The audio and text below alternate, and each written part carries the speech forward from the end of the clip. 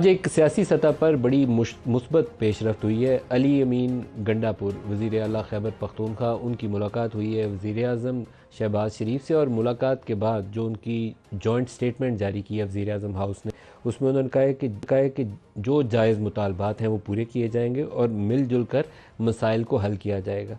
जो tone and tenor उस joint press conference में था जो उन्होंने एहसन इकबाल के साथ की बाहर निकलकर प्राइम मिनिस्टर से मुलाकात के बाद, उसके अंदर भी अली अमीन थोड़े बदले हुए लगे। ये नहीं मालूम कि अली अमीन के कान में किसी ने कुछ कह के भेजा था कि आज लड़ाई वाली बात नहीं करनी, क्योंकि एक पॉजिटिव ओवरऑल पॉस्चर रखना पूरी मुलाकात के मुतल्लिक भी, और वो बातें कहना जिससे जो टेम्परेचर्स बढ़े हुए थे मुल्क के अंदर, लगता ये था कि 2 दफ़ा शहबाज शरीफ गए हैं केपी के अंदर और चीफ मिनिस्टर वहाँ मौजूद नहीं थे, तो इनके आपस में ये जो तनाव वाला मामला है पाकिस्तान को आगे चलने नहीं देगा।